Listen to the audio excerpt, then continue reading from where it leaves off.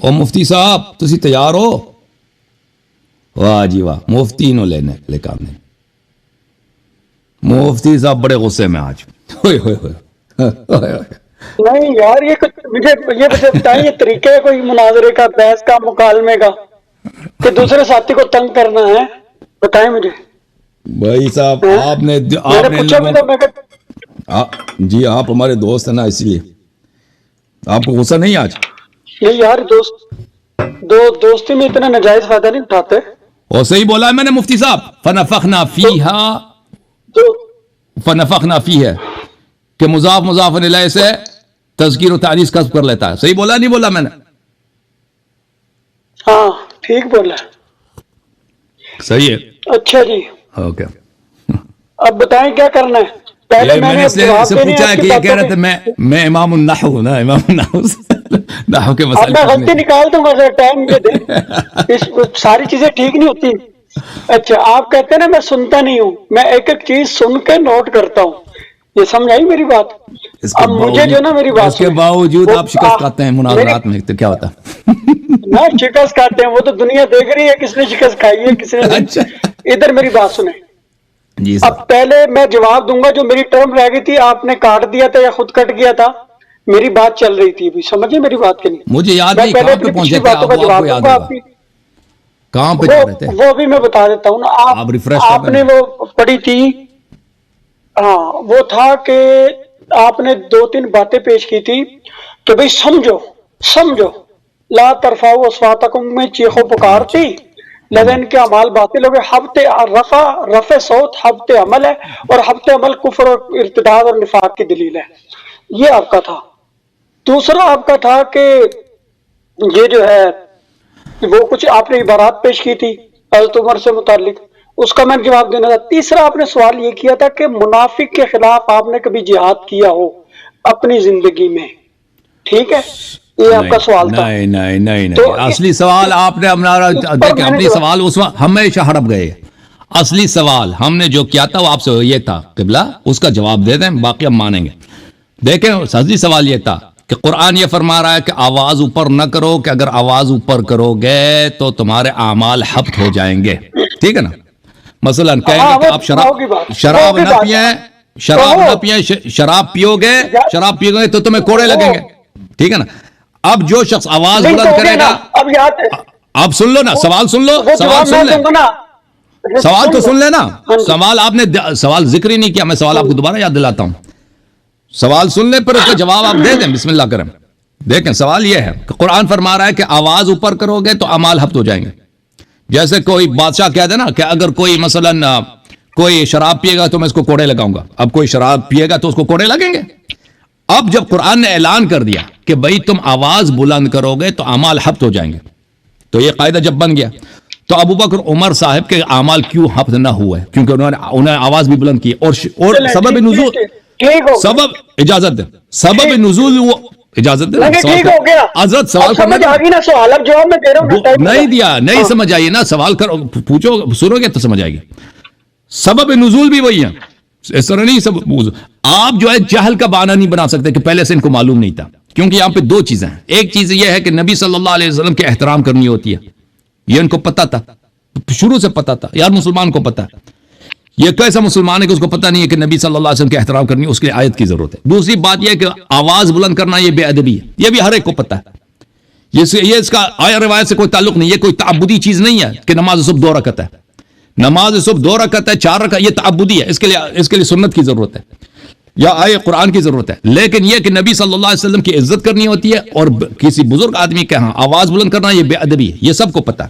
تو آپ جہل کا عذر نہ لائیں، ان کو پتہ تھا. اور پھر جب قرآن نے کہہ دیا ہوا ان تحبط اعمالکم وانتم لا تشعرون، آپ کو پتہ نہ بھی ہونا، جب قرآن نے کہہ دیا پتہ نہ بھی ہو تو آپ کے اعمال حبط ہو جائیں گے، تو پھر عذر کا جال آپ کبھی نہیں لا سکتے. تو اب پہلا سوال، سب سے امپورٹنٹ سوال جس سے آپ بار بار بھاگے ہیں اور آپ نے بار بار اوائڈ کیا، وہ یہ ہے کہ ابو بکر عمر صاحبان کے اعمال کیوں حبط نہیں ہیں؟ ہمیں سمجھا دیں. بسم اللہ. اب یہ میں پہلے اس کا جواب دوں گا، میرے 20 منٹ ہے کیونکہ آخری ٹرم آپ نے 20 منٹ لی تھی، اس کے بعد ہم طے کریں گے ٹائم، کیونکہ اس میں نے آپ کی بہت ساری کتابوں کے حوالے دینے، مجھے ٹائم چاہیے. ٹھیک ہو گئی بات؟ آپ نے شروع کیا پہلی بات یہ ہے کہ آپ کا ہاں ٹھیک ہے ٹھیک ہے، آپ چاہے گھنٹہ بولنا، مجھے کوئی ٹینشن نہیں. یہ مجھے پہلے پچھلی باتوں کے جوابات دینے ہیں، وہ 20 منٹ میرے پاس ہے، ٹائم نوٹ کر لیں، پھر اس کے بعد چاہے گھنٹہ بولیں. ٹھیک ہے، یہ میں نے اوکے سر. جواب دے رہا ہوں آپ کو. بسم اللہ نحمدہ ونصلی ونسلم علی رسول الکریم، اما بعد فاعوذ باللہ من الشیطان الرجیم، بسم اللہ الرحمن الرحیم.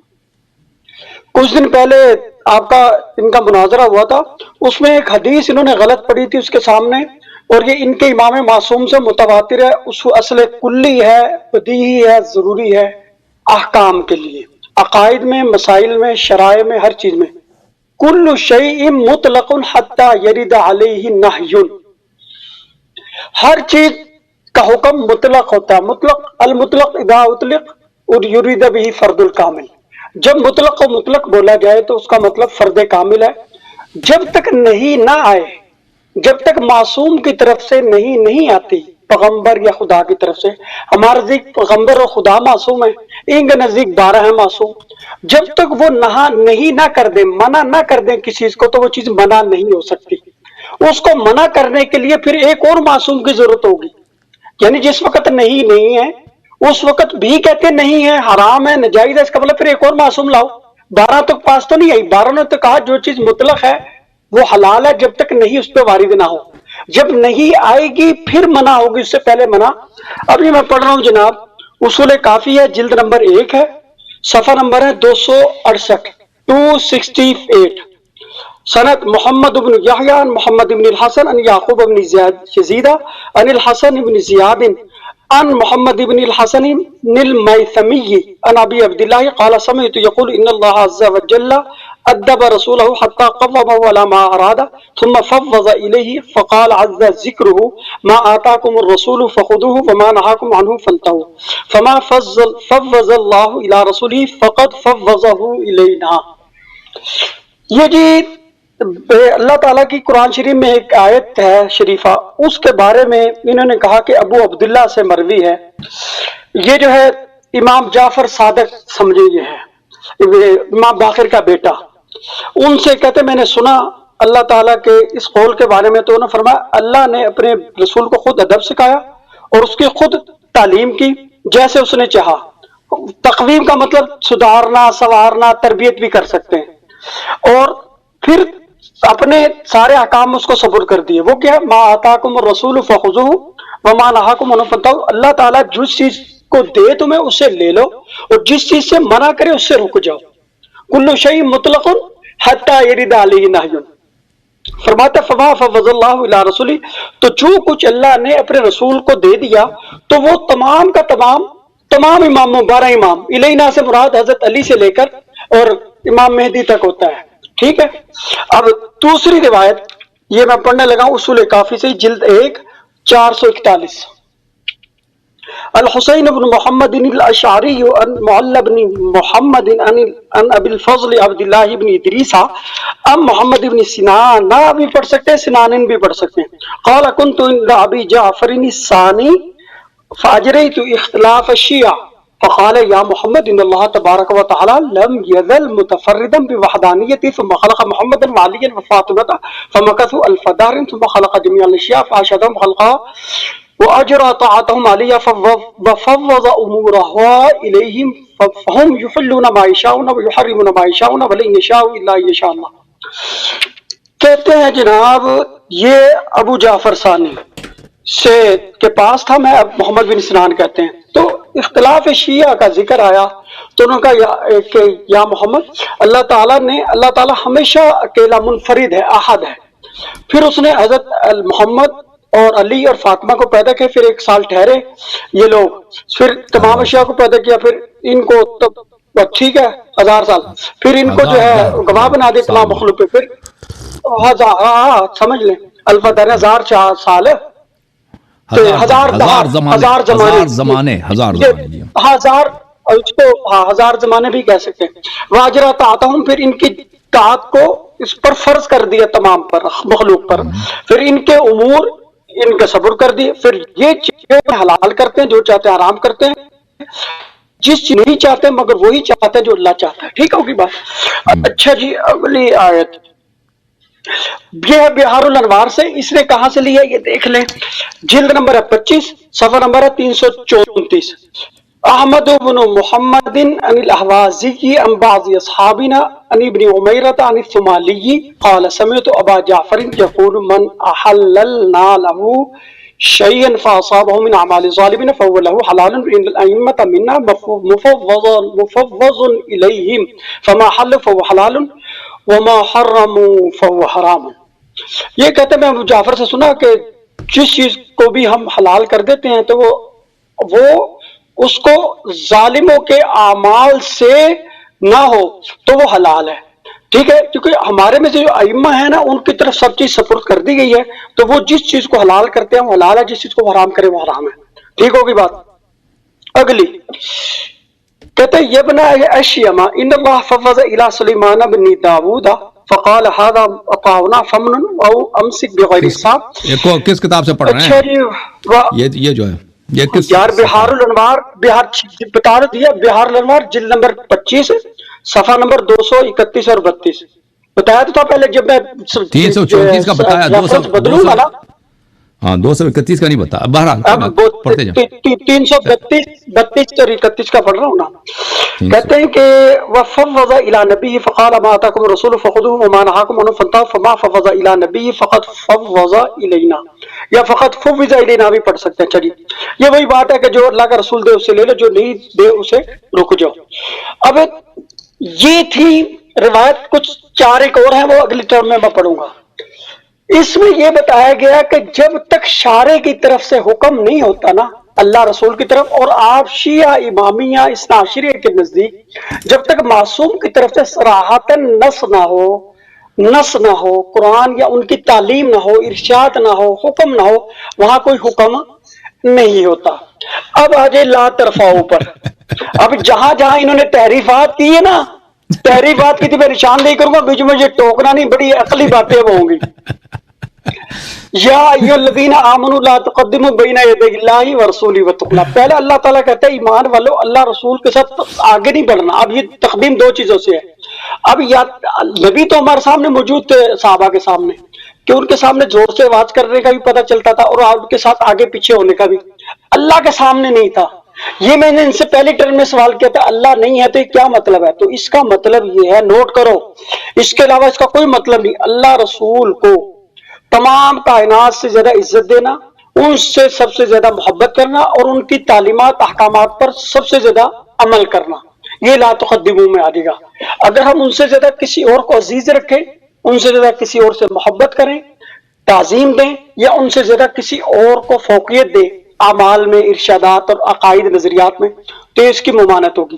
آگے لا ترفعوا اصواتکم، میں نے ایک مسلم کی شریف حدیث اینڈ پہ پڑھ کے گیا تھا اگر آپ کو یاد ہو، کہ نبی علیہ السلام کے پاس قریشی عورتیں بیٹھی ہوئی تھی، تو عالیۃ اصواتہن، ان کی آوازیں بہت زیادہ بلند تھی. حضرت عمر نے جب اجازت مانگی تھی اندر آنے کی، انہوں نے کہا تھا چونکہ یہ بھی مرتد ہو گئی، وہ میں نے بعد میں سن لیا تھا جبکہ میری کال کٹ گئی تھی. اب یہاں پر 2 باتیں. نبی علیہ السلام کا حجرہ مبارک آپ کو پتا ہے بالکل ساتھ ہی تھا. جب مکبر بہت زور سے اللہ اکبر کہتا تو نبی علیہ السلام کو کتنی زور سے آواز جاتی تھی؟ لا ترفعوا کی مخالفت ہوگی یا نہیں ہوگی؟ دوسری بات، جب نبی علیہ السلام تعلیم دیتے تھے صحابہ کرام کو، کچھ ہلکے لگتے تھے مختلف قرآن و ذکر کے تعلیم کے. اب جن لوگوں کی آواز زور سے ہوتی تھی تو ان کی لا ترفعوا کے ضمن میں آئے گا یا نہیں آئے گا؟ تیسرا، جب نبی علیہ السلام باہر بیٹھے ہیں کہیں بھی، صحابہ کرام آپس میں تبصرہ کر رہے ہیں، تو وہ لا ترفعوا کے اندر آئے گا یا نہیں آئے گا؟ تیسرا میں نے پوچھا تھا کہ ان تحبط اعمالکم، قرآن میں یہ تصحیح نہیں ہے، یقینی نہیں ہے، شک ہے کہ اگر تم بلند آواز کرو لا ترفعوا اصواتکم فوق صوت النبی ولا تجہروا، جہر اور رفع اگر تم کرو گے تو کہیں یہ یقین نہیں ہے. اس کے بعد ان سے میں نے سوال کیا تھا کسی بھی جو شان نزول آپ نے پڑھا کہیں پہ یہ لفظ ہے کہ یہ منافق ہو جائیں گے، مرتد ہو جائیں گے، مشرک ہو جائیں گے، کیا ہوں گے؟ انہوں نے کس چیز کا جواب پتہ نہیں تھا، جواب کیا دینا کہ کوئی قرآن کی تعریف پر کہتے چیخو پکار مراد ہے. میں نے کہا رفع صوت کا معنی کہیں لغت سے دکھاؤ، کوئی دکھا نہیں سکے تھے. اب آگے میں ان کو بتاتا ہوں، یہ میرے پاس ہے بخاری شریف. کیونکہ میں نے وضاحت کر دی ہے. اب میں اپنے لحاظ سے چلوں گا, ان کے پابندی نہیں ہے اس کو ماننے. میں نے جو سوال ڈال دیے ان کی اصول کافی سے پڑھ دی, اس کا جواب صرف یہ دینے کے پابند ہے. وہ مسلمات اگر اسے کہہ دیں گے ضعیف ہے, میں چھوڑ دوں گا وہ آیت حدیث سے. اگر وہ یہ کہہ دیں گے میں نہیں مانتا, چھوڑ دوں گا. 6 شرطیں ہیں مسلمات قسم کے لیے. آپ کے نزدیک صحیح ہو, صریح ہو, معمول ہو, مختار ہو اور مفتہ بھی ہو, اور آپ کا اس پر عمل ہو, معمول بھی ہو. ٹھیک ہے, 6 شرطوں کے ساتھ مسلمات قسم بنتی ہے چیز, یہ ذہن میں رکھیں. اگر آپ کوئی بھی شرط بیچ میں نہیں پائی جاتی آپ کے اصول کافی میں, آپ کہہ سکتے ہیں میں اس دلیل کو چھوڑ دوں گا. آپ کو طریقہ بتا رہا ہوں مناظرے کا, کہ میں نے اب جو آپ کی کتابیں پڑھی ہے تو کتنی تفصیل سے آپ کو حوالہ بھی بتایا, ترجمہ بھی کیا, بھاگا نہیں ہوں اینڈ پہ آخری ٹرم میں بھاگ کے اور کال کاٹ کے نکل جاؤ. سمجھ آئی, یہ میرا کام نہیں ہے. اپنا لڑتے ہیں میدان میں, پتہ چلے ہاں بھائی کوئی چیز ہو رہی ہے. یہ بخاری شریف ہے جناب, اس میں صرف ایک واقعہ کی طرف اشارہ کرنا چاہ رہا ہوں. اس سے میں نے استدلال نہیں کیا, استدلال میں نے وہیں سے کیا جہاں سے کر لیا. یہ جس وقت حضرت عائشہ پہ الزام لگا, الزام لگنے کے بعد وہ جناب نبی علیہ السلام مشورہ کر رہے تھے اس کے بارے میں. تو نبی علیہ السلام بخاری کو جب وحی آ گئی, پھر بخاری کیوں اس کی لا رہے ہیں؟ نہ وہ نہیں میں لا رہا, آپ بیچ میں نہیں بولیں گے. میں نے آپ کو دلیلیں دے دی جو دینی ہے. اب تائید کے میں لیے سمجھنا چاہتا ہوں بخاری کے, آپ نے کہا کہ میں شیعہ حدیث لاؤں گا, تو بخاری کے حدیث کیوں کوٹ کر رہا ہے, میں سمجھنا چاہ رہا ہوں. بس سن لینا, اب بیچ میں نہیں ٹوکنا, بعد میں آپ کو وضاحت آ جائے کیوں میں نے پیش کی. اس میں یہ بات ہے کہ جس وقت حضرت علی بھی اس میٹنگ میں موجود تھے جب نبی علیہ السلام نے ان سے اینڈ پہ مشورہ کیا, تو اوس اور خزرج کے 2 قبیلے بیٹھے ہوئے تھے نبی علیہ السلام کے پاس. اب انہوں نے کیا کیا کہ آپس میں نبی علیہ السلام ممبر پہ بیٹھے ہیں اور یہ دونوں لڑ پڑے ہیں, اوس اور خزرج. ایک کہتا ہے وہ جس بندے نے الزام لگایا حضرت عائشہ پہ وہ تم میں سے ہے, حضرت سعد بن کہتا ہے وہ تمہارا, اور بن عبادہ والے کہتے ہیں وہ تمہارا بندہ. کرتے کرتے ففایان آوازیں ان کی بہت زیادہ بلند, ارتفاعت, اور ان کی آوازیں بہت, اور وہ ممبر والنبی الامبر, اور نبی پاک کیا کر رہے ہیں, خففو کہ آوازیں پس کرو پس کرو پس کرو. کیا کہ نہیں کی, کافی دیر بعد فلم یزل کے الفاظ نے مسلسل کہتے رہے, فسکتو وسکتا, پھر وہ خاموش ہو گئے, نبی پاک بھی خاموش ہو گئے. اب یہاں پہ یہ تقریر نبی ہے ہمارے نزدیک, اور یہ واقعہ آپ کے مختلف کتابوں میں, لیکن اس وقت میں حوالہ ان کا نہیں دے رہا کیونکہ میرا ٹاپک اور ہے, یہ میں تائید میں صرف پیش کی ہے. اب اگر یہ رفع صوت حبط اعمال کا باعث ہوتی تو تمام انصار, تمام اوس اور خزرج اور علی بیٹھے ہوئے تھے, زید ابن حارثہ بھی اس پہ بیٹھے ہوئے تھے, تو یہ سارے لڑنے والے اور رفع صوت کرنے والے اور نبی پاک مسلسل ان کو منع کرنے والے تھے. نبی پاک سامنے ان میں موجود تھے, یعنی تقریر کر رہے تھے, اس وقت مزاحمت کی. تو نبی علیہ السلام نے ان کو کفر نہیں کہا, شرک نہیں کہا, حبط اعمال نہیں کیا ان کا. تو اس سے یقین ہو گیا. حدیث کا, سنت کا 3 مطلب میں نے بتائے تھے, قول معصوم, فعل معصوم, تقریر معصوم. جہاں پر سارے مہاجر انصار اوس اور خزرج بیٹھے ہیں, علی بیٹھے ہیں بیچ میں, شور مچا رہے ہیں, لڑ رہے ہیں, ایک دوسرے کو سن موقع کے لیے طرف جا رہے ہیں وہ, اور نبی پاک مسلسل منع کریں, وہ باز نہیں آ رہے. تو نبی علیہ السلام کا اس پر سکوت فرمانا تقریر نبی سے ثابت ہوا کہ رفع صوت سے آپ کے سامنے لڑنے سے بندہ کافر نہیں ہوتا, کافر. اب سوال ہے کیوں کہا, سورہ صاد میں باجی قرآن کہتا ہے داؤد علیہ السلام آپ نے ایک فیصلہ دیا تھا, اس فیصلے کے بعد اللہ تعالیٰ فرماتا ہے وَلَا تَتَّبِعِ الْهَوَىٰ فَيُضِلَّكَ عَن سَبِيلِ اللَّهِ. اے داؤد, پچھلے فیصلہ جو دیا اللہ نے اس پر اشکال کوئی نہیں کیا, کسی طور پہ نہیں ہے اشکال قرآن میں. تو فیصلہ ایک ان کے بیٹے سلیمان کا تھا, ایک حضرت داؤد کا. بخاری مسلم میں وہ پیش نہیں کر رہا, قرآن میں جتنا فیصلہ کیا آپ نے. اب قرآن اس کے فوراً بعد کہتا ہے لا تتبع الہویٰ, اے داؤد تو نے خواہشات کی پیروی نہیں کرنی ورنہ یہ لوگ تجھے گمراہی کی طرف لے جائیں گے, تجھے گمراہ کر دیں گے. اب اس پہ مودودی کو پھٹکار ہوئی تو اس نے کہا کہ پچھلے فیصلے میں نعوذ باللہ حضرت داؤد علیہ السلام کا خواہش نفسانی کا دخل تھا, اس لیے غلط ہوا. ہمارے نزدیک غلط نہیں تھا, ابن عباس کی جو تفسیر ہے اس کے مطابق وہ فیصلہ درست تھا, اس میں کوئی قباحت کوئی کمی کوتاہی نہیں تھی اس آیت کے ذیل میں. کبھی کبھی اللہ تعدیباً بھی کرتا ہے, بندے کی طرف سے کوئی بغیرتی قباحت شرارت خباثت ضلالت نہ بھی ہو, اللہ تعالیٰ حکمتاً تعدیباً بھی کرتا ہے. وہ جو میں نے بتایا نا اصول کافی سے ادب اللہ رضبیہ, نبی کی اللہ تعدیب بھی کرتا ہے. اس طرح صحابہ کی بھی تعدیب کی ہے, آپ کو سکھایا سمجھایا.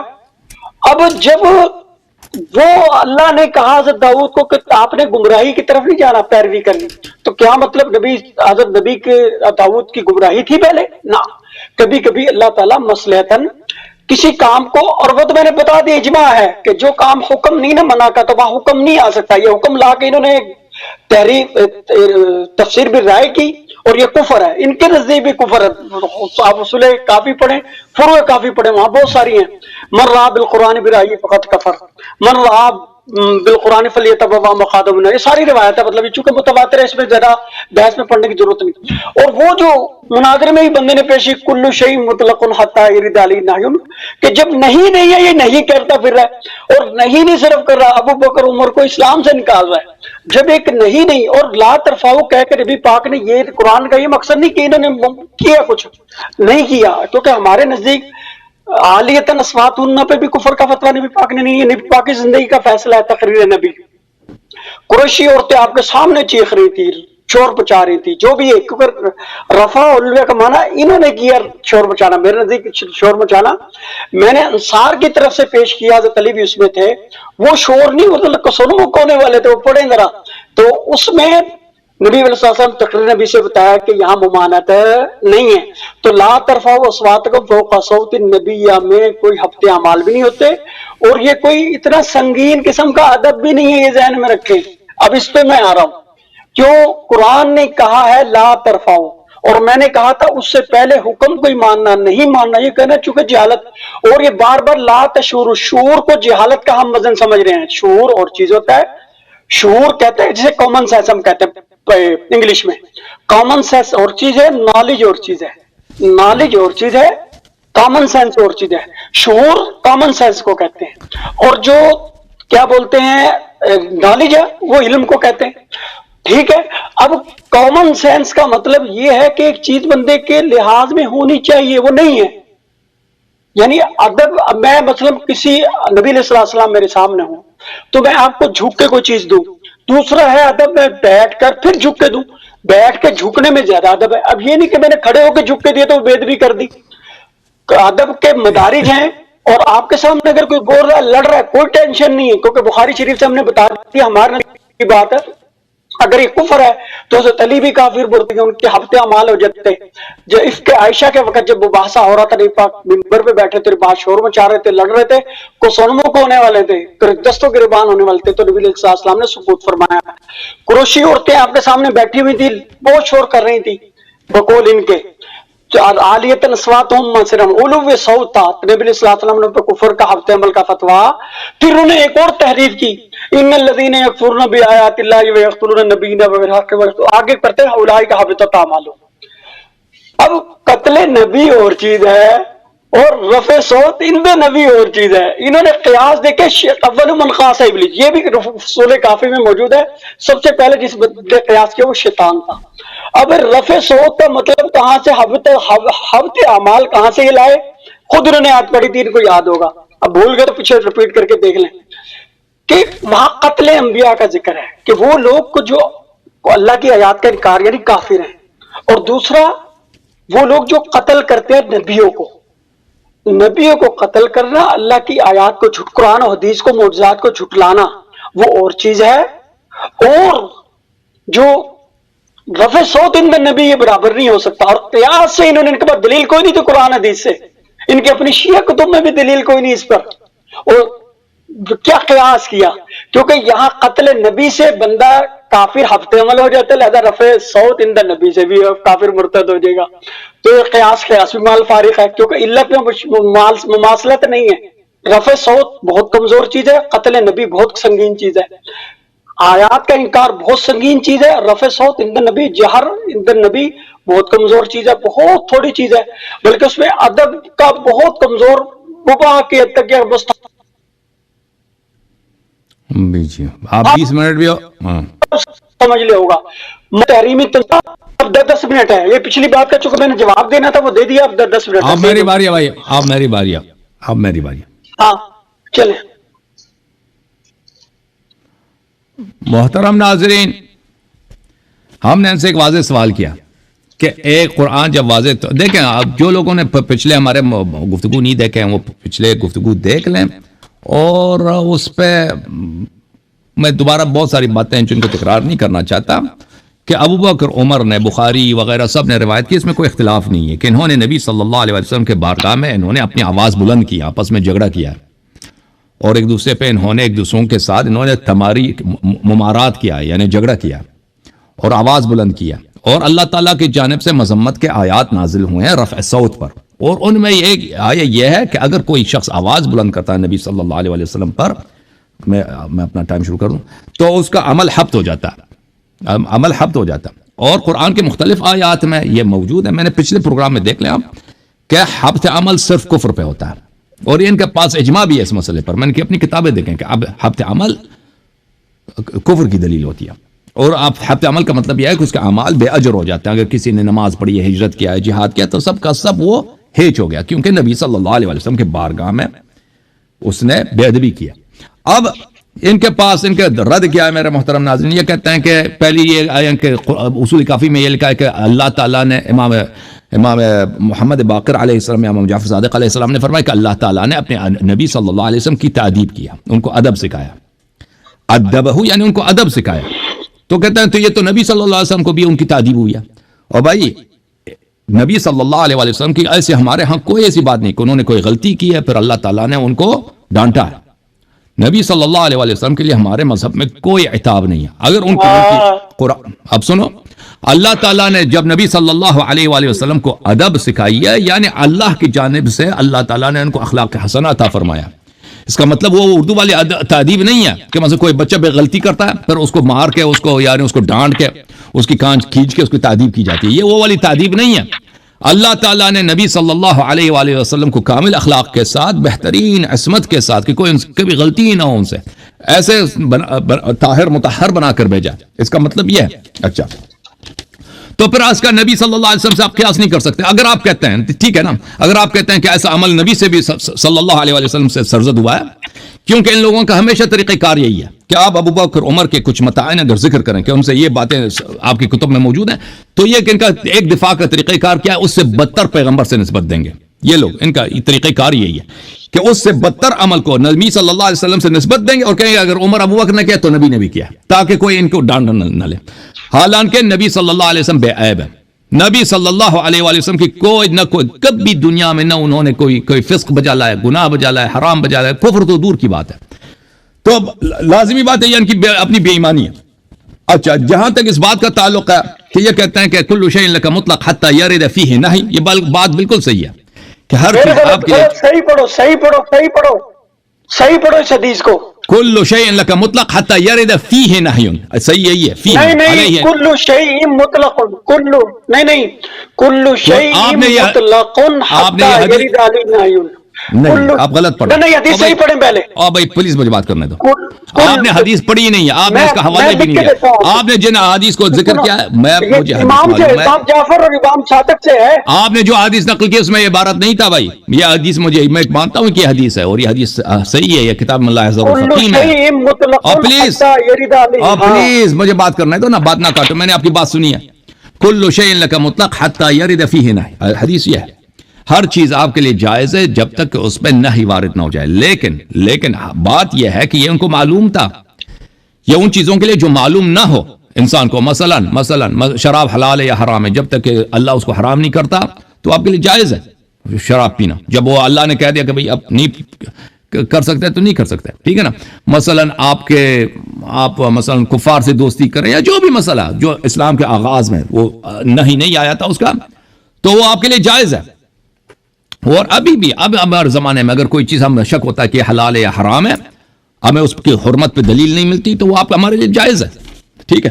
تو یہ حدیث صحیح ہے, لیکن میں نے ان کی خدمت میں عرض کیا کہ جہل کا بہانہ نہیں بنا سکتے آپ ابو بکر عمر کے لیے دیکھیں بھائی صاحب، جار کا میں نے پچھلے پروگراموں میں بھی بتایا تھا آپ کو کہ ان کو پتہ نہیں تھا، اللہ نے اس سے منع نہیں کیا تھا. دیکھیں یہاں پہ دو بات کچھ باتوں کا خیال رکھیں. ایک ہے کہ نبی صلی اللہ علیہ وسلم کی توقیر کرنا، احترام کرنا. آپ مجھے بتائیں یہ ان کو پتہ تھا یا نہیں تھا؟ علامہ صاحب، مفتی صاحب، اس سورہ حجرات کے نزول سے پہلے سنہ 9 ہجری سے پہلے صحابہ کرام کو یہ پتہ تھا یا نہیں تھا کہ نبی صلی اللہ علیہ وسلم کی بہت عزت کرنی ہوتی ہے؟ پتہ تھا؟ وہ تو قرآن پتہ تھا، بالکل احسن. تو ان کو پتہ تھا کہ ان کی بہترامی حرام ہے اور ان کا احترام واجب ہے، ان کو پتہ تھا. اور یہ بات کہ کسی بزرگ کے سامنے آپ آواز بلند کریں یہ بے احترامی ہے، ان کو پتہ تھا؟ صحابہ کو نہیں پتہ تھا؟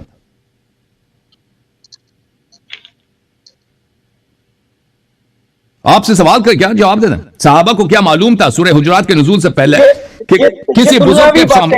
رسول کی تعلیمات نہیں ہے، میں آپ کو ان کو پتہ، ٹھیک ہے، بالکل بالکل.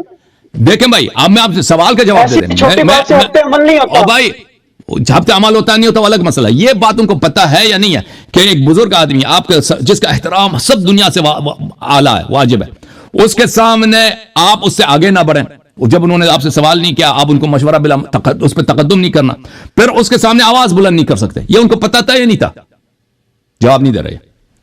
پتہ تھا لیکن یہ کفر نہیں ہے، یہ کفر نہیں ہے نا. اوکے، پتہ نہیں تھا، پتہ تھا، پتہ تھا.